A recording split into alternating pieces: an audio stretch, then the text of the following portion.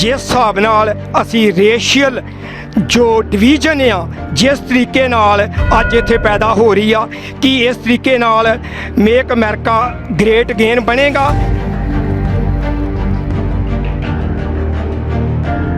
We were minority back in India and our people were killed by Indian government. ਅੱਜ racial discrimination ਇਹਦੇ ਵਿੱਚ ਜਿਹੜੀ ਪਾਟੋ ਧਾੜ ਪਈ ਆ ਇੰਨੀ USA ਹਿਸਟਰੀ ਵਿੱਚ ਕਦੀ ਵੀ ਨਹੀਂ ਸੀ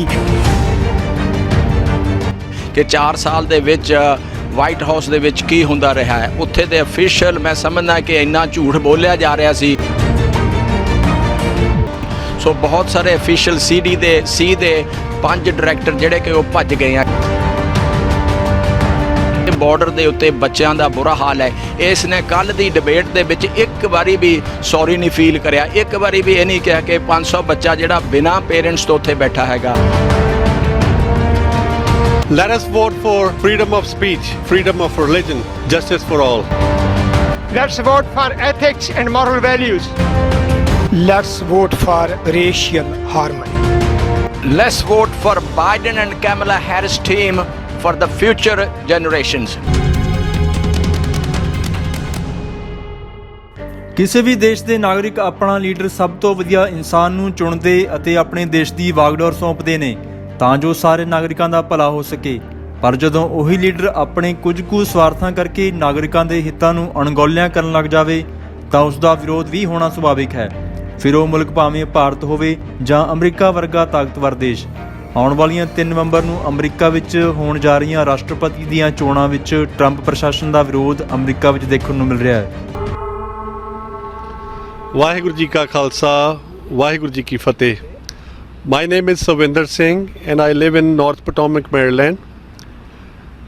As you're seeing, we are standing in most powerful capital in the world, Washington DC, and right in front of Capitol Hill. My message is especially for the Sikh community and all the minorities that last 4 years as a neutral voter, what I observed the Trump administration, how they perform. There was no respect for minorities. As a Sikh, I feel there was no celebration of Guru Nanak Dev Ji's Gurpurb. Our youth was not involved in any activities in White House, Capitol Hill, Pentagon. So this is our evaluation that we have to think, we have to evaluate our pluses and minuses. Where should we go? We were minority back in India and our people were killed by Indian government, and now we are enjoying the freedom of voting, freedom of religion in this country. This is one of the best nation in the world, and I want to remind you that use your voting right wisely and intelligently, because through your vote you're going to choose the right administration who respect minorities, who respect the humanity, who respect the moral, and we have to think about it and what we're going to do to make our future better, especially in this country as a minority. So I personally feel my family and I going to support Biden and Harris team to bring the country back to like a diverse country and a great nation in the world. This is my decision and I'm waiting for yours. Vaheguru Ji Ka Khalsa, Vaheguru Ji Ki Fateh. Waheguru ji ਕਾ ਖਾਲਸਾ, ਵਾਹਿਗੁਰੂ ਜੀ ਕੀ ਫਤਿਹ। ਹਾਂਜੀ, ਮੇਰਾ ਨਾਮ ਧਰਮ Singh Raya, Washington DC metropolitan ਏਰੀਏ ਤੋਂ। ਅੱਜ capital ਹਿੱਲ ਦੇ ਮੂਹਰੇ ਅਸੀਂ ਆਉਣ ਵਾਲੀ 3 ਨਵੰਬਰ ਦੀ ਇਲੈਕਸ਼ਨ ਆ ਉਹਦੇ ਸੰਬੰਧ ਵਿੱਚ ਗੱਲਬਾਤ ਕਰ ਰਹੇ ਹਾਂ। ਇਹ ਇਲੈਕਸ਼ਨ ਕਿਉਂ ਇੰਨੀ ਕਰੂਸ਼ੀਅਲ ਆ? ਜਿਸ ਤਰੀਕੇ ਨਾਲ ਬਾਰ-ਬਾਰ ਇਹ ਦੁਹਾਈ ਦਿੱਤੀ ਜਾ ਰਹੀ ਆ ਕਿ ਮੇਕ ਅਮਰੀਕਾ ਗ੍ਰੇਟ ਅਗੇਨ। ਕੀ ਅਮਰੀਕਾ ਗ੍ਰੇਟ ਤਾਂ ਬਣੇਗਾ ਜਿਸ ਹਿਸਾਬ ਨਾਲ ਅਸੀਂ ਰੇਸ਼ੀਅਲ ਜੋ ਡਿਵੀਜ਼ਨ ਆ ਜਿਸ ਤਰੀਕੇ ਨਾਲ ਅੱਜ ਇੱਥੇ ਪੈਦਾ ਹੋ ਰਹੀ ਆ, ਕਿ ਇਸ ਤਰੀਕੇ ਨਾਲ ਮੇਕ ਅਮਰੀਕਾ ਗ੍ਰੇਟ ਅਗੇਨ ਬਣੇਗਾ?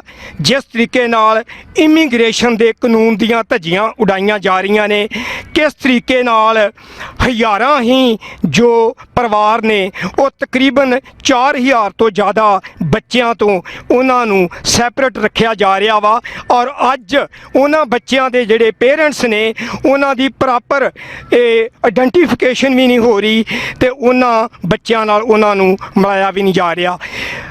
ਅਸੀਂ ਗੱਲ ਕਰ ਰਹੇ ਹਾਂ ਕਿ ਜਿਸ ਤਰੀਕੇ ਨਾਲ ਇਹ ਅੱਜ ਰੇਸ਼ੀਅਲ ਡਿਸਕ੍ਰਿਮੀਨੇਸ਼ਨ ਇਹਦੇ ਵਿੱਚ ਜਿਹੜੀ ਪਾਟੋ ਧਾੜ ਪਈ ਆ, ਇੰਨੀ ਯੂਐਸ ਹਿਸਟਰੀ ਵਿੱਚ ਕਦੀ ਵੀ ਨਹੀਂ ਸੀ।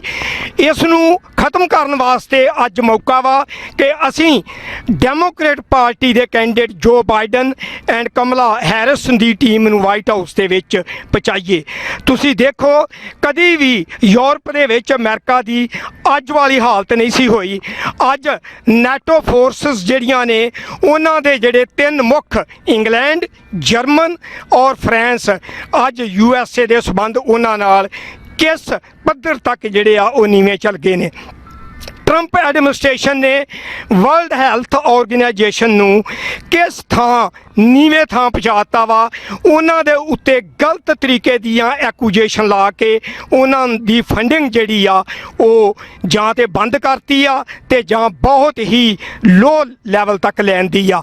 ਸੋ ਅੱਜ ਲੋੜ ਆ, ਆਓ ਇਕੱਠੇ ਹੋ ਕੇ ਸਹੀ ਤਰੀਕੇ ਨਾਲ ਇਸ ਮੁਲਕ ਨੂੰ ਦੁਬਾਰਾ ਡੈਮੋਕ੍ਰੇਟਿਕ ਲੀਹਾਂ ਤੇ ਲਿਆਂਦਾ ਜਾਵੇ, ਔਰ ਜੋ ਅੱਜ ਵਾਈਟ ਹਾਊਸ ਦੇ ਵਿੱਚ ਅਥੋਰੀਟੇਰੀਅਨ ਰੂਲ ਜਿਹੜਾ ਚੱਲ ਰਿਹਾ ਵਾ, ਜਿਹੜੀ ਗਲਤ ਲੈਂਗੁਏਜ, ਜਿਹੜਾ ਗਲਤ ਸਲੈਂਗ ਜਿਹੜੇ ਨੇ ਅਪੋਜੀਸ਼ਨ ਦੇ ਉੱਤੇ ਉਹ ਵਰਤੇ ਜਾ ਰਹੇ ਆ, ਉਹਨਾਂ ਨੂੰ ਖਤਮ ਕੀਤਾ ਜਾਵੇ। Let's vote for the democratic party on November 3rd, 2020.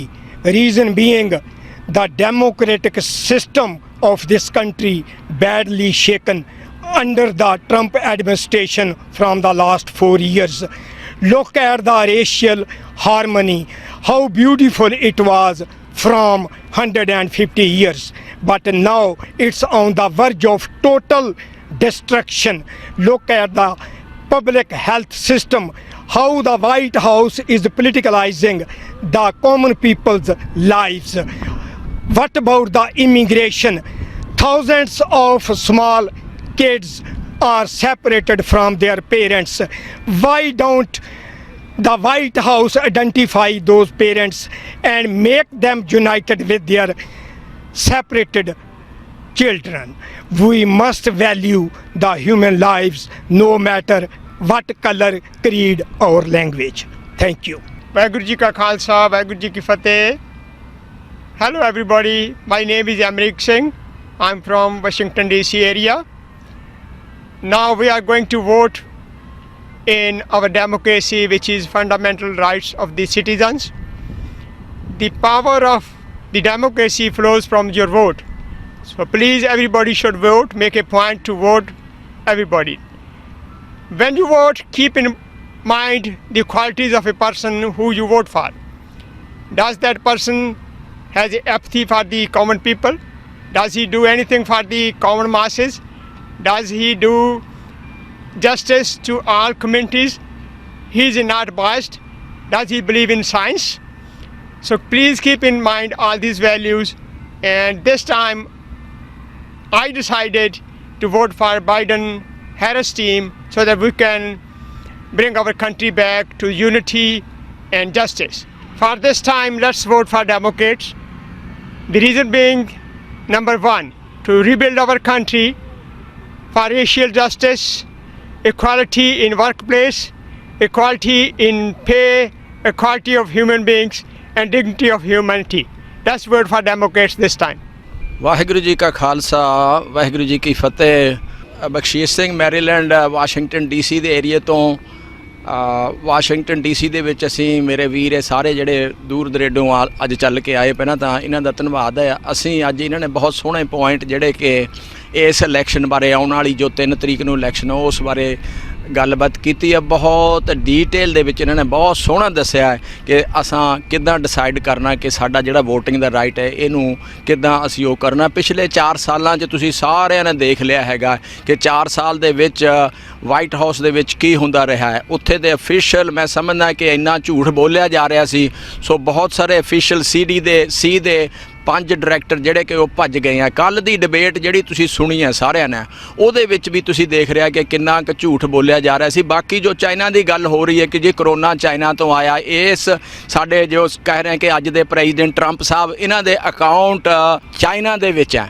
ਸੋ ਹੁਣ ਤੁਸੀਂ ਇਮੈਜਿਨ ਕਰੋ ਵੀ ਚਾਈਨਾ ਦੇ ਅਕਾਊਂਟ ਪਹਿਲਾਂ ਬੰਦ ਕਰੇ, ਫਿਰ ਸਾਡੇ ਨਾਲ ਇਹ ਗੱਲ ਕਰੇ ਕਿ ਚਾਈਨਾ ਕੀ ਕਰ ਰਿਹਾ ਹੈਗਾ। ਇਹ ਜੋ 2-4 ਪੁਆਇੰਟ ਮੈਂ ਇਸ ਦੇ ਜਿਹੜਾ ਪ੍ਰਾਊਡ ਬॉयਜ਼ ਦੀ ਗੱਲ ਬਾਰ-ਬਾਰ ਆਂਦੀ ਹੈਗੀ ਹੈ ਕਿ ਇਹ ਥ੍ਰੈਟ ਸਾਡੀ ਮਿਨੋਰਟੀਜ਼ ਨੂੰ ਹੈਗੀ ਹੈ। ਬਾਕੀ ਮੈਂ ਸਮਝਦਾ ਵੀ ਹੋਰ ਨੂੰ ਵੀ ਥ੍ਰੈਟ ਹੈਗੀ ਕਿ ਜਿਹੜਾ ਵੀ ਬੰਦਾ ਅੱਗੇ ਆਣ ਕੇ ਪੋਲੀਟੀਕਲੀ ਇਨਵੋਲਵ ਹੁੰਦਾ ਹੈਗਾ ਉਹਨਾਂ ਨੂੰ ਵੀ ਇਹ ਥ੍ਰੈਟ ਕੀਤੀ ਜਾਂਦੀ ਹੈ। ਪਿਛਲੇ ਲੰਮੇ ਸਮੇਂ ਤੋਂ ਤੁਸੀਂ ਦੇਖ ਰਹੇ ਹੋ। ਤੇ ਨਾਲ ਜੋ ਇਮੀਗ੍ਰੇਸ਼ਨ ਦੀ ਵੀ ਮੇਰੇ ਵੀਰਾਂ ਨੇ ਇਹ ਗੱਲ ਡੀਟੇਲ ਦੇ ਵਿੱਚ ਦੱਸੀ ਹੈ ਕਿ ਬਾਰਡਰ ਦੇ ਉੱਤੇ ਬੱਚਿਆਂ ਦਾ ਬੁਰਾ ਹਾਲ ਹੈ। ਇਸ ਨੇ ਕੱਲ੍ਹ ਦੀ ਡਿਬੇਟ ਦੇ ਵਿੱਚ ਇੱਕ ਵਾਰੀ ਵੀ ਸੌਰੀ ਨਹੀਂ ਫੀਲ ਕਰਿਆ, ਇੱਕ ਵਾਰੀ ਵੀ ਇਹ ਨਹੀਂ ਕਿਹਾ ਕਿ 500 ਬੱਚਾ ਜਿਹੜਾ ਬਿਨਾਂ ਪੇਰੈਂਟਸ ਤੋਂ ਉੱਥੇ ਬੈਠਾ ਹੈਗਾ ਉਸ ਬਾਰੇ ਕੋਈ ਸੌਰੀ ਨਹੀਂ ਫੀਲ ਕੀਤਾ। ਸੋ ਇੱਦਾਂ ਦੇ ਬੰਦੇ ਦੇ ਮਗਰ ਚੱਲ ਕੇ ਆਪਾਂ ਅਗਲੇ 4 ਸਾਲ ਮੈਂ ਇਹ ਬੇਨਤੀ ਕਰਨੀ ਚਾਹੁੰਦਾ ਆਪਾਂ ਕੀ ਕਰਾਂਗੇ। ਇਹ ਮੈਂ ਜੋ ਇੱਥੇ ਡਿਕਟੇਟਰਸ਼ਿਪ ਰਹੀ ਹੈ, ਜੋ ਇਹ ਲੀਡਰਸ਼ਿਪ ਹੈ, ਇਹ ਫੇਲ ਹੈ। ਅਸੀਂ ਚਾਹੁੰਦੇ ਹਾਂ ਕਿ ਉਹ ਲੀਡਰਸ਼ਿਪ ਆਵੇ ਜਿਸ ਨਾਲ ਕੰਟਰੀ ਜੋ ਹੈ ਜਿਹੜਾ ਡਿਵੀਜ਼ਨ ਜਿਹੜੀ ਤਰੇੜ ਸਾਡੇ ਵਿੱਚ ਪਈ ਹੋਈ ਹੈ ਇਹ ਇਕੱਠੀ ਹੋ ਜਾਵੇ ਤੇ ਉਹ ਸਾਡੇ ਕੋਲ ਪ੍ਰੈਜ਼ੀਡੈਂਟ ਹੋਵੇ ਜਿਹੜਾ ਸਾਰੀ ਕੰਟਰੀ ਨੂੰ ਨਾਲ ਲੈ ਕੇ ਚੱਲੇ। ਤੁਸੀਂ ਕੱਲ੍ਹ ਬਾਈਡਨ ਦੀਆਂ ਸਟੇਟਮੈਂਟਾਂ ਸੁਣੀਆਂ ਹੋਣੀਆਂ। ਬਾਈਡਨ ਨੇ ਕਿਹਾ ਕਿ ਮੈਂ ਬਲੂ ਆਰ ਰੈੱਡ ਸਟੇਟ ਦਾ ਕੋਈ ਪ੍ਰੈਜ਼ੀਡੈਂਟ ਨਹੀਂ, ਮੈਂ ਸਾਰੇ ਯੂਨਾਈਟਿਡ ਸਟੇਟਸ ਦਾ ਪ੍ਰੈਜ਼ੀਡੈਂਟ ਹਾਂ। ਸੋ ਇੱਦਾਂ ਦਾ ਸਾਨੂੰ ਪ੍ਰੈਜ਼ੀਡੈਂਟ ਚਾਹੀਦਾ। ਤਾਂ ਸਾਡੀ ਬੇਨਤੀ ਹੈ ਕਿ ਤੁਸੀਂ ਜੋ ਬਾਈਡਨ ਤੇ ਕੈਮਲਾ ਹੈਰਿਸ ਦੀ ਟੀਮ ਨੂੰ ਵਾਈਟ ਹਾਊਸ 'ਚ ਪਾ ਕੇ ਪਹੁੰਚੋ। Let's go vote for Biden and Kamala Harris. Put them in a White House for next 4 years. Let's vote for our coming generations. Let us vote for freedom of speech. Let us vote for freedom of religion. And let us vote for justice for all. Let's vote for ethics and moral values. Let's vote for racial harmony. Let's vote for Biden and Kamala Harris team for the future generations. Vote Thank you. Biden and Harris. ਪਰ ਇਹ ਤਾਂ ਹੁਣ ਚੋਣਾਂ ਦਾ ਨਤੀਜਾ ਹੀ ਦੱਸੇਗਾ ਕਿ ਇਹ ਵਿਰੋਧ ਵਿੱਚ ਕਿੰਨੀ ਕੁ ਸੱਚਾਈ ਹੈ। Bureau report MPR 24 Punjabi.